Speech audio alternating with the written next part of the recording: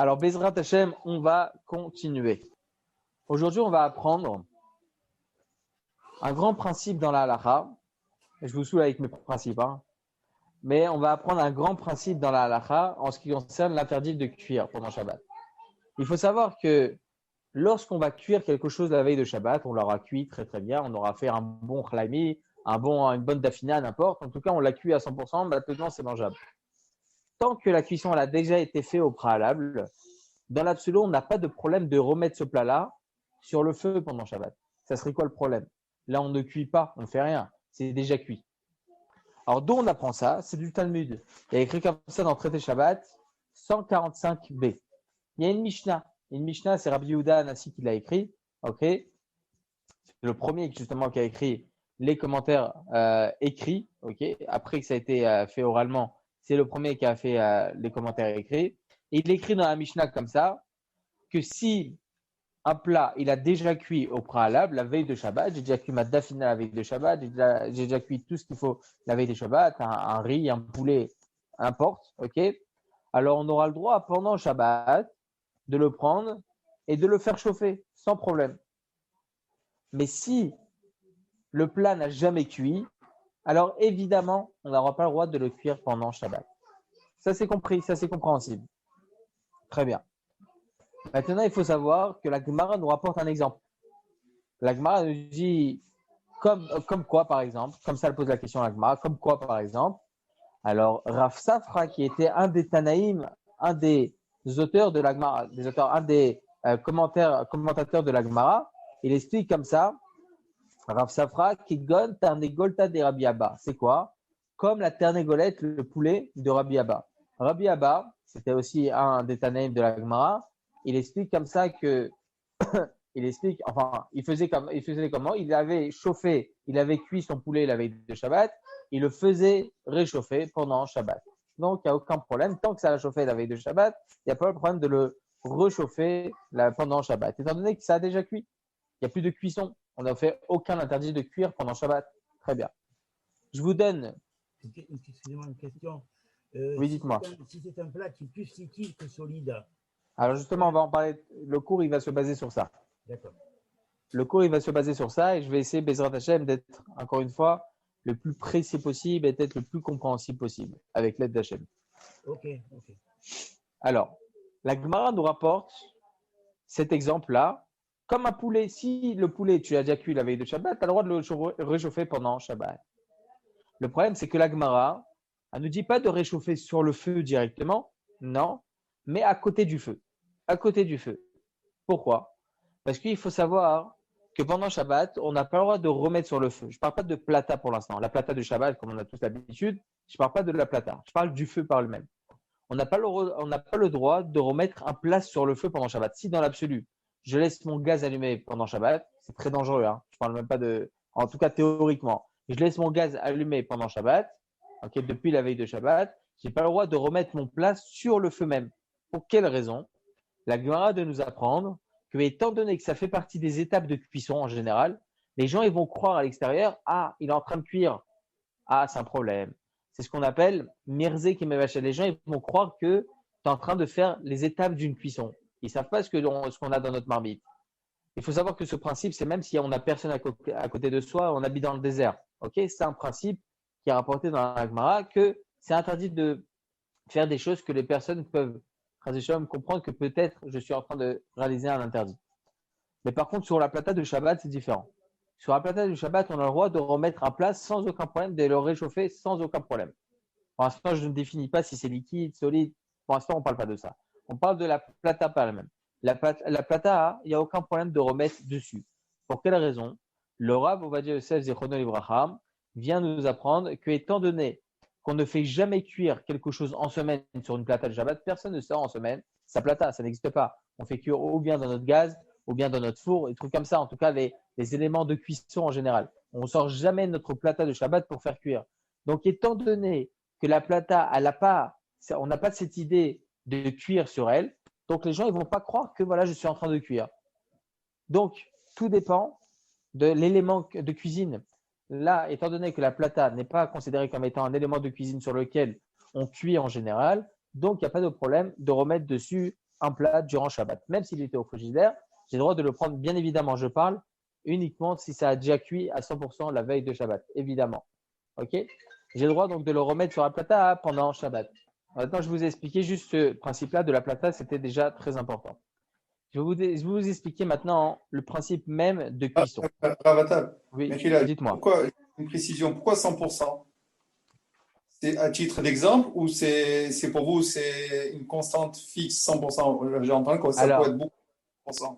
Alors, je vous explique. Vous avez raison de préciser ça. Effectivement, il existe une discussion dans les Rishonim, il y a à peu près 800 ans, lesquels essayent de discuter sur ce que la Gemara vient nous apprendre. Est-ce qu'on a besoin que le plat soit cuit à 100% la veille de Shabbat pour pouvoir le réchauffer pendant Shabbat, ou même à une cuisson stable sur laquelle on peut manger? Ok, c'est vrai que pas tout le monde ne peut manger de cette façon-là parce qu'il y en a certains qui préfèrent une viande well done, il y en a d'autres qui préfèrent une viande moins cuite, il y en a qui préfèrent vraiment sanglante. Ok, tout dépend de chaque personne. Alors, si vous avez une viande, par exemple, vous aimez que votre viande, elle soit bien rouge, ok, assez saignante comme ça, ok, assez saignante. La plupart des gens ne mangent pas saignant, ok, c'est pas quelque chose de très voilà, pas tout le monde ne mange de cette façon. Alors, si vous avez laissé votre viande saignante, donc pas cuite à 100%, mais saignante, vous la mangez comme ça, est-ce que vous avez le droit de la réchauffer pendant Shabbat? Le Shulchan Aruch dit que non. C'est pour ça que je suis parti directement au Shulchan Aruch. Ok. Il y en a certains qui pensent, Rabbi Yosef Karo, hein, Shulchan Aruch, c'est Rabbi Yosef Karo, l'auteur donc du Shulchan Aruch sur lequel on se tient pour dire la halacha. En tout cas, il est vrai qu'il existe certains qui pensent qu'effectivement c'est permis tant que c'est mangeable. Pour nous, c'est mangeable, mais on ne tient pas comme eux la halacha. On tient comme ceux qui pensent qu'il faut que ça soit vraiment cuit à 100%. Cuit à 100%. On ne vous empêche pas de manger une viande qui est saignante, mais c'est interdit de la réchauffer pendant Shabbat. Ok. Très bien. Mais vous avez eu raison de préciser. Effectivement, c'était important. Maintenant, on va essayer de comprendre quelque chose. Pour quelle raison on a le droit de réchauffer un plat pendant Shabbat? Pour quelle raison? Essayons de comprendre dans la tête des Chachamim, qu'est-ce qu'ils se sont dit à ce moment-là en disant qu'on a le droit de réchauffer un plat. Alors, tout simplement, nous, on peut dire, étant donné qu'il y a déjà eu une cuisson la veille de Shabbat, je ne transgresse pas l'interdit de cuire pendant Shabbat. Ça a déjà cuit, ça ne cuit plus. Mais il faut savoir que Chachamim, ils viennent nous apprendre, nos sages, ils viennent nous apprendre que tout plat que l'on va réchauffer, même si nous, on va préférer qu'il soit chaud, etc., mais dans l'élément même de l'aliment, il va se détériorer. Ça s'appelle une détérioration. Ça va se détériorer. OK? Très bien. On comprend donc maintenant pourquoi il n'y a pas de problème de cuisson pendant le Shabbat. Mais selon ce principe-là, il y en a certains qui vont se dire, mais non, pas dans tout aliment, ça va se détériorer. Regardez, par exemple, vous allez faire chauffer de l'eau. Vous allez faire chauffer de l'eau. OK? Faites chauffer, vous faites bouillir de l'eau la veille de Shabbat. Après, vous prenez cette eau-là, vous la mettez au frigidaire pendant Shabbat, la veille de Shabbat. Vous la ressortez. Vous allez la faire chauffer à nouveau. Est-ce que ça va se détériorer? On ne voit même pas de différence. On ne voit même pas de différence. Donc, en quoi ça se détériore? Lorsque vous avez une soupe, vous l'avez fait cuire la veille de Shabbat, qui va la manger froid? Personne. OK? Vous la mettez à chauffer pendant Shabbat. Ça ne va pas se détériorer. Plus on va cuire une soupe, meilleure elle sera. OK? Donc, en quoi le fait que de tel aliment, il est cuit la veille de Shabbat, ça nous rend permis, en fait, de réchauffer ce plat? Non. On devrait permettre si, en fin de compte, ça va s'améliorer. Alors, sur ça, effectivement, il y en a certains qui vont se dire que l'on va différencier entre un plat qui est solide et un plat qui est liquide. Un plat qui est solide, effectivement, ça va se détériorer. Plus on va chauffer, plus ça va brûler, plus ça va se détériorer. Vous avez une viande, plus vous allez la cuire, moins elle sera bonne, évidemment. Ok, ça va se détériorer. Elle va devenir beaucoup plus dure, etc. Donc, c'est ce qu'on appelle la détérioration. Mais lorsqu'on parle d'un aliment liquide, plus on va cuire, plus ça va s'améliorer. Il y en a certains qui pensent ça, on n'a pas le droit de réchauffer pendant le Shabbat. Dans l'absolu, selon ces rishonim-là, si vous avez cuit à 100%, elle a cuit votre soupe à 100% la veille du Shabbat, vous l'avez fait cuire, vous la mettez au frigidaire, alors là, vous n'aurez pas le droit de la mettre sur la plata pendant Shabbat.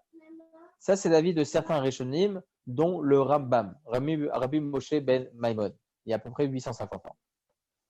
Ça, pardon, je suis désolé, c'est l'avis du Roche. Ok, Rabbeinu Asher, il y a à peu près à la même époque, à peu près 750 ans plus. Ça, c'est l'avis du Roche. Très bien. Le Rambam, Rabbi Moshe ben Maimon, il dit non. Aucune différence entre un aliment liquide et un aliment solide. Tant que l'aliment, il a déjà cuit au préalable, moi, je ne fais rien en le mettant sur le plata pendant Shabbat. Je ne fais rien. Ça a déjà cuit, ça va continuer, ça va juste réchauffer. C'est tout. Selon le Rambam, il n'y a aucun problème de remettre sur la plata un élément, même qui est liquide, étant donné qu'il a déjà cuit la veille de Shabbat.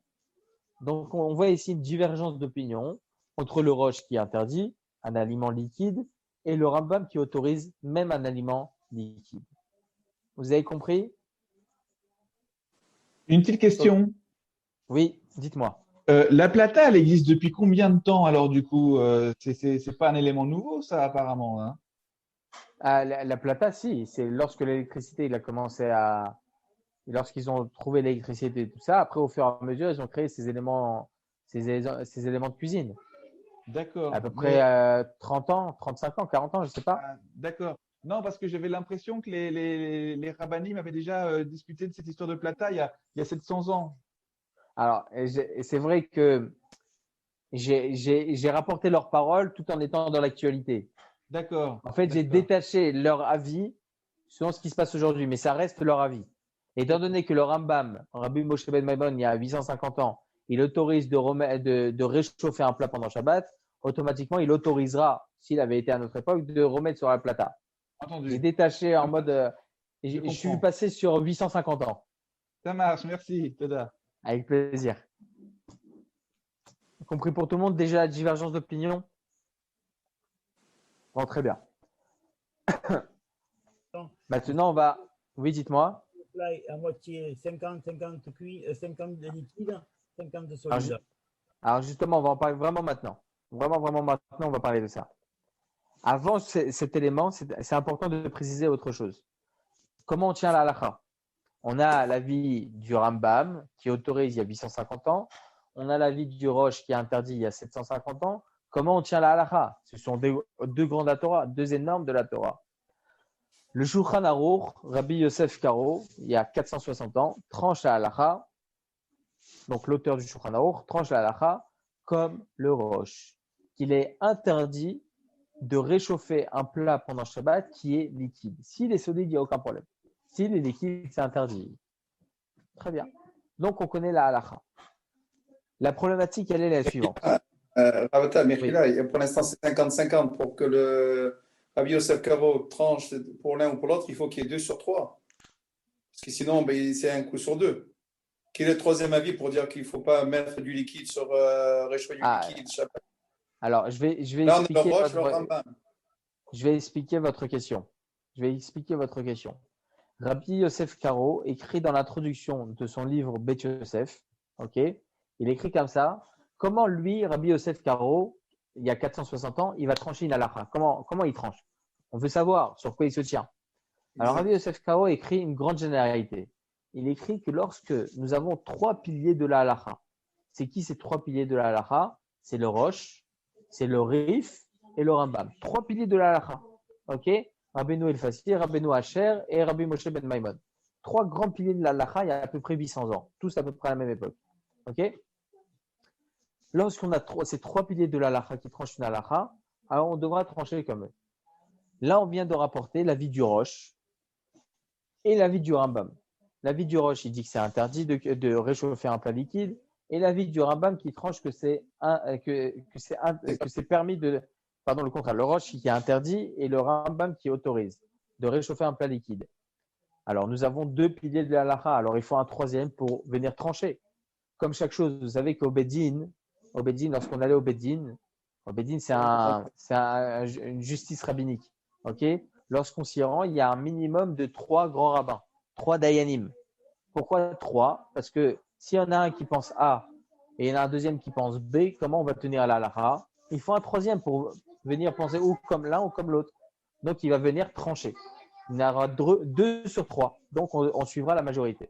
La même chose ici. Nous avons le Rambam à l'encontre du roche. Comme quoi on tient la halakha? On n'a pas l'avis du Rif. C'est quoi la halakha?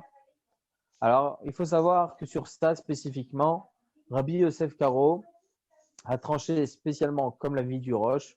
Pour quelle raison? Étant donné que l'interdit de cuire pendant Shabbat, c'est interdit de la Torah, c'est très très grave. Donc là, il a préféré Rabbi Yosef Karo se tenir sur l'avis le plus strict pour ne pas, chas v'shalom, de rentrer dans un doute peut-être que chas v'shalom, je transgresse l'interdit de la Torah. C'est vrai que le Rambam, il est d'avis que c'est permis, mais il y a quand même un doute selon le roche, c'est interdit. Donc pour ne pas rentrer dans ce doute-là, il a préféré être marmé, il a préféré être plus strict, être plus intransigeant et interdire. Alors, voilà, je vous ai répondu en même temps que j'ai expliqué. Super. Et le RIF, Mechila, le RIF à Gav, il n'a pas donné de réponse alors. Non, il n'a pas donné son avis dessus. En tout cas, vous avez posé une question. Je vais expliquer tout d'abord votre question. Vous avez posé la question, qu'en est-il dans le cas où il y a 50% de liquide dans mon plat et il y a 50% de solide? On vient de dire qu'un plat solide, on n'a aucun problème de le réchauffer sur la plata. Et un aliment liquide, on n'a pas le droit de le réchauffer sur la plata. Mais lorsqu'on a 50-50, est-ce qu'on a le droit ou pas? Alors, le Bet Yosef Siman 253, ainsi que le Bet Yosef Siman 318, Rabbi Yosef Karo, encore une fois, c'est l'auteur du Shulchan Aruch, rapporte l'avis de Rabbeinu Manoach. Rabbeinu Manoach, c'était à peu près il y a 650 ans, et il dit la chose suivante. Il dit que lorsque la majorité est sec, écoutez bien, lorsque la majorité c'est un aliment sec, même selon l'avis du roche, qui est interdit de chauffer un liquide, ça sera permis. Pourquoi? Parce qu'on devra suivre la majorité. La majorité, c'est solide, donc la majorité, c'est le principal du plat. C'est quoi la majorité? 51? Alors justement, on ne peut pas mesurer pendant Shabbat, c'est impossible. Comment vous voulez mesurer un plat? Lorsque vous avez une bonne dafina blarina extraordinaire, que vous avez bien préparé la veille du Shabbat, il y a du liquide, il y a du solide, qu'on le veuille ou non. Donc, comment on va définir 50-50? Bon, il y a des plats, effectivement, qu'on remarque qu'il n'y a pas beaucoup de sauce, c'est vrai. Mais lorsque c'est très difficile de pouvoir compter, c'est presque impossible. Donc, c'est sûr et certain qu'on ne parle pas de pourcentage. Ce n'est pas un pourcentage. C'est le principe de c'est quoi l'aliment principal du plat. C'est comme ça qu'on va définir majorité et minorité. C'est quoi l'élément principal du plat? Il faut savoir que le Rav Ovadia Yosef Zichrono Livracha, il avait l'habitude de manger pendant les 3 repas de Shabbat le poisson. C'est une grande mitzvah de manger du poisson pendant Shabbat. Et c'est le premier repas, le deuxième repas et Seudah Shlishit, le troisième repas, il avait l'habitude de manger du poisson. Et le poisson chez les Irakiens, le Rav Ovadia Yosef, c'est un Irakien. Okay, le poisson chez les Irakiens, il est très liquide. C'est-à-dire, le poisson, il y a beaucoup de sauce. Et il demandait quand même à sa femme de remettre sur la plata à Seudah Shlishit, même s'il y avait beaucoup de sauce. Pourquoi? Et encore une fois, ce sont les choses que l'on voit de ses yeux. Donc, moi, je ne l'ai pas vu personnellement. Ses enfants l'ont vu, comment il faisait. Donc là, c'est sûr et certain qu'on peut se tenir sur ça.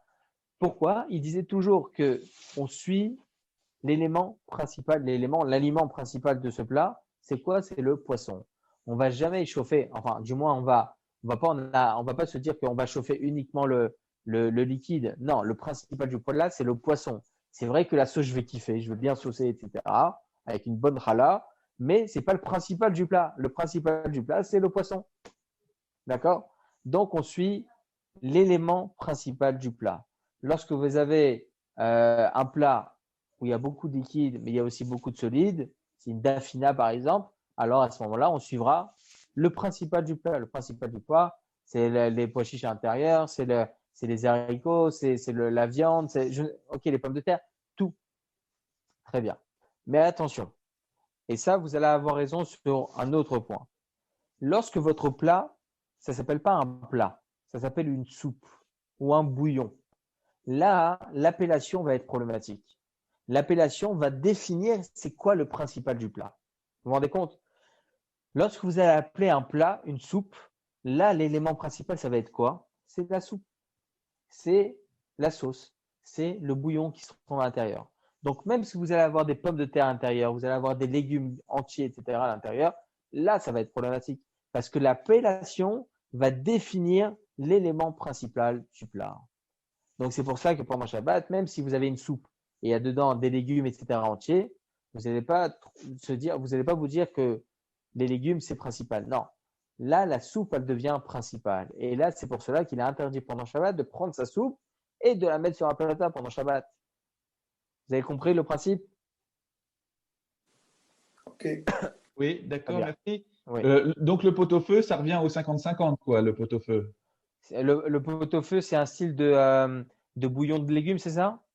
Bah, c'est de la viande avec des légumes, pommes de terre, poireaux, oignons, avec beaucoup de sauce, quoi, d'eau. Alors non, non, moi je pense au contraire que c'est un plat. C'est un Ouais, plat, c'est pas une soupe. Un pot-au-feu, c'est pas une soupe. d'accord. Ok, Donc merci. un pot-au-feu, même s'il y a de la sauce, je pense pas qu'il y aurait un problème de mettre sur un plata. Tant que l'élément principal c'est le solide, il n'y a aucun problème. Ça marche. Très bien. Un bouillon de couscous, par exemple, un bouillon de couscous. Bon, il y a des bouillons de couscous, il n'y a pas trop de sauce. Là, évidemment, on va pas appeler ça une soupe, ok? Mais un bouillon de couscous, où il y a vraiment beaucoup de sauce. Là, on considère ça comme étant une soupe. On appelle ça un bouillon. Le principal, c'est lorsque je vais saucer mon couscous. Même si c'est vrai, j'aurais besoin aussi des pommes de terre, des poireaux, etc., tous ces trucs-là. Non, là, il y a un problème parce que l'appellation fait référence à la soupe qui se trouve à l'intérieur. Très bien. Donc, on a compris maintenant. Ce que je viens de vous dire maintenant, hein, c'est l'avis du Rav Ovadia Yosef Zichrono Livracha dans son Responsa Yabia Omer, dans plusieurs endroits, ainsi que l'avis de son fils, le Rav Israël Yosef, grand rabbin d'Israël actuel, dans le Yalkut Yosef Siman 318, ainsi que dans le Yalkut Yosef, édition 5771, Siman 253. Tout ça, c'est rapporté là-bas. Très bien. Et, et même un autre point. Non, voilà, c'est les seules références principales. Très bien. C'est vrai qu'il existe une discussion à ce sujet. Hein. Je dis pas, dans chaque chose, Blainara, c'est des divergences d'opinion. C'est comme j'ai l'habitude de dire que dans le peuple juif, il n'y a que des divergences d'opinion, mais c'est ça qui fait l'unité du peuple. C'est incroyable. Dans la Gemara, vous allez voir que des divergences d'opinion, que des marloquettes. Il n'y a que ça. Ça veut dire que le Talmud, il est que avec ça, que des divergences d'opinion. La vie de Beth Shammai, la maison de Shammai, la maison de Hillel, et Abaye, Rava, tous ces Tanaïm vont se battre en ce qui concerne la halakha.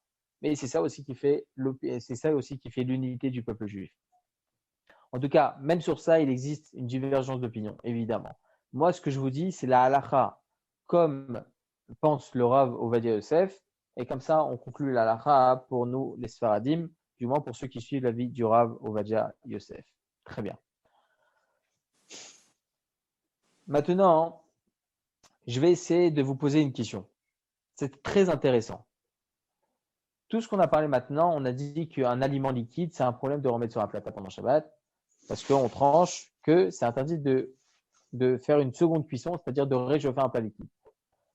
Mais qu'en est-il de l'eau? L'eau par elle-même. Est-ce qu'on peut la réchauffer pendant Shabbat ou pas? Je vous laisse répondre. Je pense que oui, non? Alors, si on appelle ça un aliment liquide, ça serait interdit. Alors, qu'est-ce qui pourrait me faire poser cette question? Mais l'eau n'a pas de goût, il n'y a rien. Je veux dire, l'eau n'a pas de goût, n'a pas de. Il n'y a pas de goût, il n'y a rien, comme vous avez dit. Donc, comment on peut savoir si ça se détériore?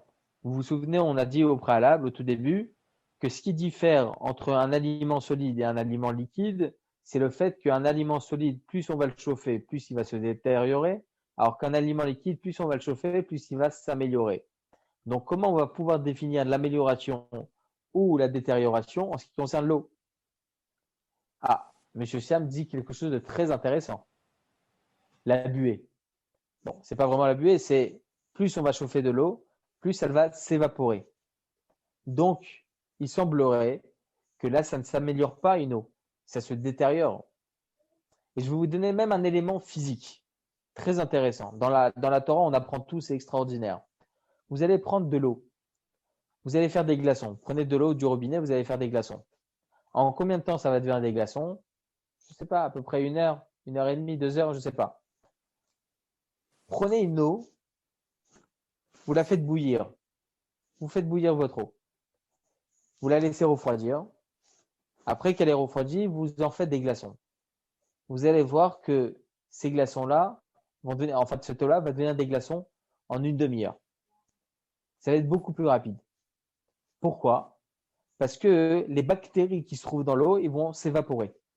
Lorsque vous allez retirer certaines bactéries, d'ailleurs, lorsque vous voulez qu'une eau elle soit meilleure, bonne santé, pour les personnes qui veulent être en bonne santé, ils ne prennent pas de l'eau du robinet, ils prennent de l'eau qui a chauffé. Okay, ils prennent de l'eau même tempérée, n'importe. En tout cas, ils font chauffer leur eau. Lorsque vous avez chauffé votre eau, alors il faut savoir que toutes les bactéries, elles se retirent. Et donc, automatiquement, lorsque vous allez faire des glaçons, ça va être beaucoup plus rapide. Il y a moins d'éléments à l'intérieur qui va devoir durcir. Donc, ça va être beaucoup plus rapide. C'est logique. Donc, la première cuisson, elle est intéressante. La première cuisson, elle va améliorer mon eau.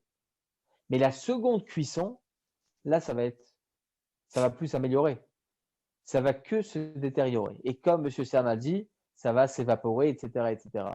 Donc, en fin de compte, une eau, elle va être différente d'une soupe ou d'un aliment liquide en général. Pour quelle raison? Parce qu'un aliment liquide, il va s'améliorer plus je vais la chauffer, alors que l'eau, non. Plus je vais la chauffer, plus elle va se détériorer, étant donné qu'elle va s'évaporer, etc., etc. Selon cela, il y en a certains qui pensent que, d'ailleurs, je vais vous donner même un exemple. Essayez chez vous, hein, faites-le. Tout ce que je vous dis maintenant, ce sont des expériences que vous pouvez faire à la maison. Prenez un café. Faites chauffer votre eau, très bien. Vous faites un café. Laissez votre café refroidir. Ensuite, ce café-là, après qu'il soit refroidi, mettez-le au micro-ondes pour qu'il réchauffe. Il sera imbuvable. L'eau n'a pas de goût. Ok? Quand est-ce qu'on va remarquer que l'eau va se détériorer? Lorsque vous allez mettre un autre élément à l'intérieur qui aura du goût et que vous allez faire réchauffer cet élément, ce liquide-là, cette eau-là. Faites chauffer dans votre micro-ondes un café, il sera imbuvable. Il n'y aura aucun goût. Aucun goût. Donc, on voit encore une fois que l'eau se détériore et donc ne s'améliore pas, contrairement à tous les autres aliments liquides. Donc, il y a une discussion à ce sujet. Est-ce que Rabbi Yosef Karo, lorsqu'il a tranché la halacha, en ce qui concerne un aliment liquide qu'on n'a pas le droit de réchauffer pendant Shabbat, est-ce qu'il parle spécifiquement de tout aliment liquide qui va s'améliorer en le réchauffant, ou bien aucune différence, qui s'améliore ou qui se détériore, on interdira de réchauffer un aliment liquide? C'est quoi l'avis de Rabbi Yosef Karo? On ne sait pas. Alors, il faut savoir que, étant donné qu'on ne connaît pas vraiment l'avis du Shulchan Aruch, le Rav Ovadia Yosef Zechrono Livracha tranche la halacha qu'on a le droit de faire chauffer de l'eau qui a déjà chauffé au préalable. Attention, je répète, tout ce que je parle maintenant, ce sont des aliments qui ont déjà cuit la veille de Shabbat. Déjà cuit la veille de Shabbat. Donc, contrairement à tous les aliments liquides, l'eau, par elle-même, selon la loi stricte, on a le droit de la faire réchauffer sur Al-Pata pendant Shabbat. C'est-à-dire que si dans l'absolu, vous aviez de l'eau, vous l'aviez fait bouillir la veille de Shabbat, vous l'avez mis au frigidaire, vous avez le droit de la remettre sur Al-Pata pendant Shabbat. Ça, c'est selon la loi stricte. Toute personne qui a la possibilité d'être stricte à ce sujet sera digne de louange, évidemment. Mais on comprend de là quelque chose théoriquement, du moins ceux qui veulent être martyrs, ceux qui veulent être plus stricts que la cavote, très très bien. Mais en tout cas, on voit théoriquement déjà tout le principe, comment on l'explique. C'est quoi la différence entre un liquide et un solide? Et c'est quoi la différence avec l'eau? On voit que l'eau, vraiment, ça se détériore, ça ne s'améliore pas. Donc, selon cela, vraiment, on pourrait autoriser. Vous avez compris? Alors, j'ai pas vu, monsieur Sam, vous avez posé une question. Et tiédir. Et tiédir de l'eau. Faites référence à quoi exactement? C'est un peu plus long d'écrire, je conçois. Alors, lorsque vous allez tiédir de l'eau, c'est la même chose que lorsque vous allez le réchauffer de l'eau. Dans tous les cas, ça va se détériorer.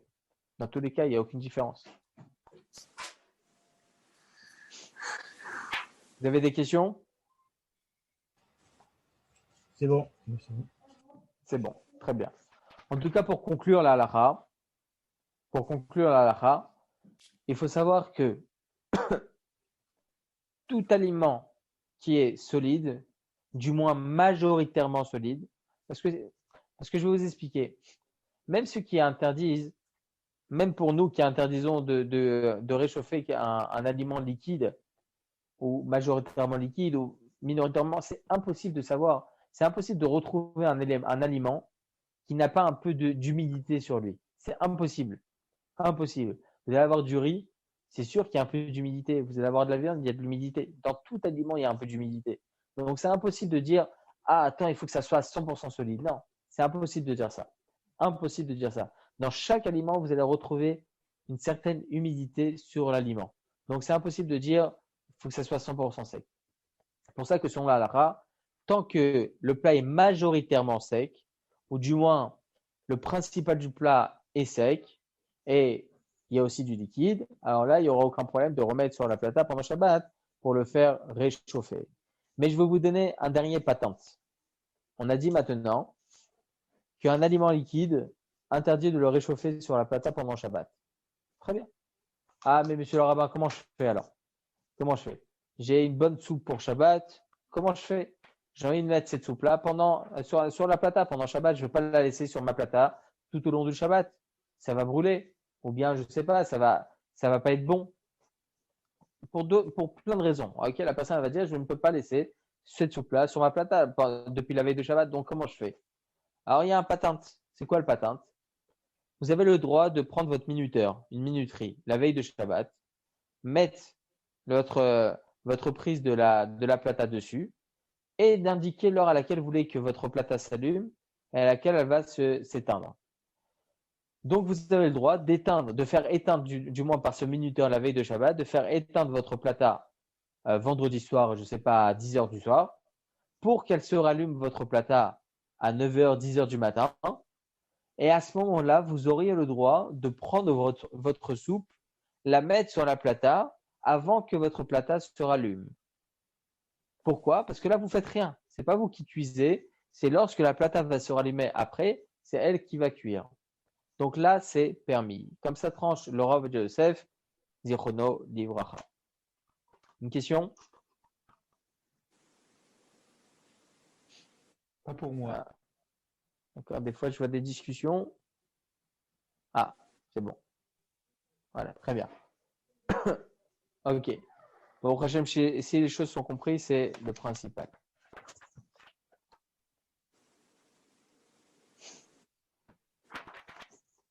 Très bien. On va essayer de parler d'un autre point et sur lequel on va finir Bezrat Hachem. C'est sur le point d'un aliment qui n'est pas liquide, mais qui n'est pas solide non plus. Du ketchup. J'ai une question, Yoel, les plats déshydratés. Alors, David, un plat déshydraté, si je ne me trompe pas, ce sont comme ce qu'ils font en général dans les restaurants chinois, où ils font là-bas même des nems et tout ça, ils font des champignons déshydratés, etc. Ils font ça pour que ça se garde. Je m'y connais un peu en gastronomie. Ce sont des fruits ou des légumes qui se déshydratent pour que ça puisse rester beaucoup plus longtemps.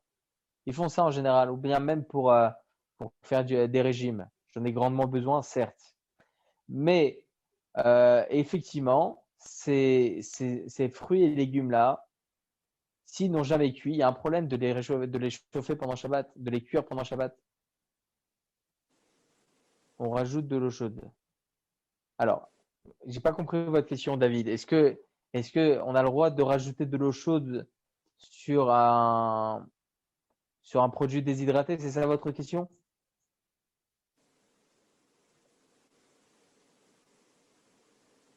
Attendez, j'attends votre réponse. On chauffe avec la plata. Alors, si votre produit déshydraté, vous l'avez déjà cuit au préalable la veille de Shabbat, vous avez le droit de le mettre sur la plata pendant Shabbat. Si votre produit, vous l'avez pas cuit la veille de Shabbat, alors là, il y a un problème de le mettre sur la plata pendant Shabbat. Si j'ai bien compris la question, je ne sais pas. Hein. Bon, dites-moi votre question et j'y répondrai, Bedrat Hashem, juste à la fin. En tout cas, pour un aliment qui n'est pas à 100% liquide, mais qui n'est pas non plus à 100% solide. comme du ketchup par exemple, ou bien de la sauce tomate, est-ce que c'est considéré comme étant un aliment liquide ou bien un aliment solide? Alors sur ça, il y a une discussion entre le Rav Moshe Feinstein, qui était un des grands rabbinim d'Amérique il y a à peu près une cinquantaine d'années, et le Rav Eliashiv, il y a à peu près une dizaine d'années, il est décédé, même 12 ans si je ne me trompe pas, deux grands rabbinim ashkénazes. Ils discutent, selon le Rav Moshe Feinstein, donc d'Amérique, ils pensent que tant que ce liquide-là lorsque vous prenez un verre, lorsque l'aliment liquide ne se verse pas, ok, si ça ne se verse pas, c'est pas considéré comme étant un aliment liquide. Si par contre ça se verse et ça se colle pas au verre, alors là c'est considéré comme étant un aliment liquide. Donc ça vient contredire. Donc le ketchup par exemple, le ketchup, même si vous faites comme ça, des fois même vous tamponnez un peu votre. Je vais lire votre question tout de suite, David. Hein. Tout de suite. Ne vous en faites pas. Lorsque vous allez avoir un ketchup, des fois même, vous faites comme ça avec le pot pour que ça descende. Donc, ce n'est pas considéré comme étant un aliment liquide selon le Rav Moshe Feinstein.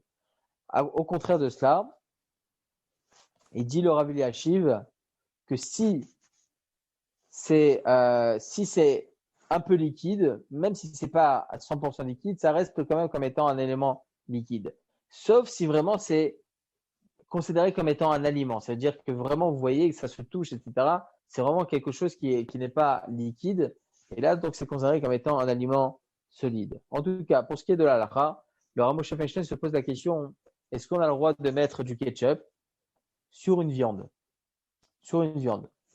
Alors, si la viande allait dans votre assiette, il ne devrait pas avoir de problème.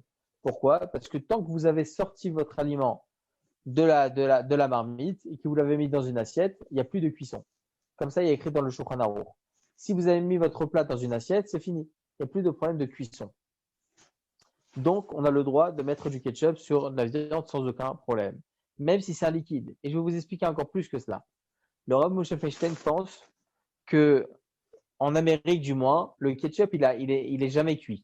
C'est ce qui se passait en tout cas il y a 30 ans. Je ne sais pas comment ça se passe aujourd'hui. Le ketchup n'est pas cuit dans les usines. Ils font plusieurs étapes, c'est-à-dire dans les usines, mais ils cuisent pas ce ketchup.